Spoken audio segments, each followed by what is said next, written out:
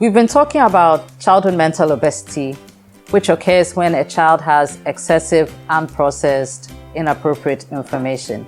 In our previous videos, we've talked about two kinds of inappropriate information.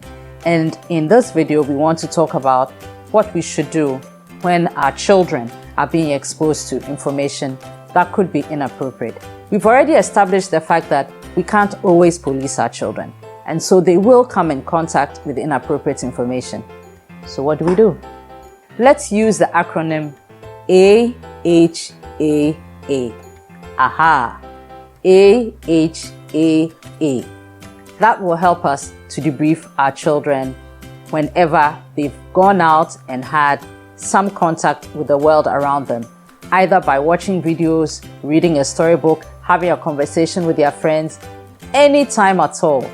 Make sure you have the opportunity to debrief your child. AHAA. Ask your child to share as much as possible. This very first step is important because it gives your child the opportunity to tell you what they have heard, what they have read, what they have listened to. Just ask your child to share. Any question you ask should be non-judgmental. It should be a question that would help your child to give you more information.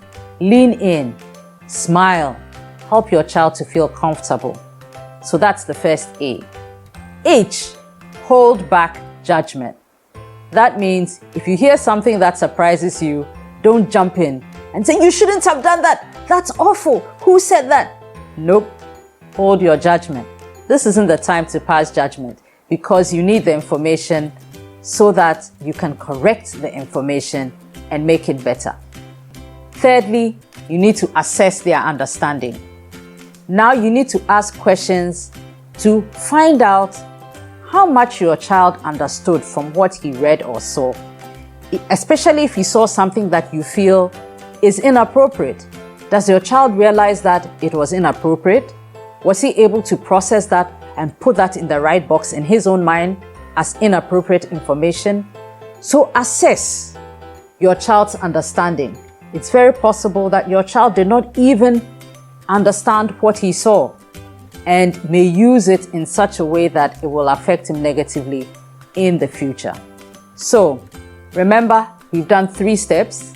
First is ask your child to share as much as possible. Second, hold back judgment. Third, assess their understanding.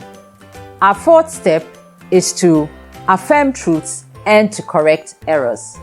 Affirm truths and correct errors. It's important to affirm the truths first. Make sure you affirm your child, especially if he or she was able to identify inappropriate information and do the right thing. For example, if your child was able to identify that something he saw was wrong and he boldly told his friend, "No, this isn't right. I won't keep watching this," then you affirm your child. Your child did the right thing. Then you need to correct the errors. It's possible that your child was not able to process everything that they saw, read, or heard. This is the opportunity you have to have an open discussion with your child about what it is that is inappropriate, why it's inappropriate, why they shouldn't keep watching or listening or seeing whatever it is. Or possibly break down the complex concepts that they didn't understand. Break them down into tiny concepts so that they can understand the connections that these concepts have with their own life. Debriefing is important. You need to make sure that your child is getting the right information. And when they don't get the right information, you need to help your child to process it. Remember, AHA. AHAA. Ask the right questions, hold back judgment, assess their understanding, and then affirm what is correct, and then also correct what is in error. It's been wonderful having this conversation with you. Let's keep talking. We want to prevent our children from getting childhood mental obesity. Have a wonderful day.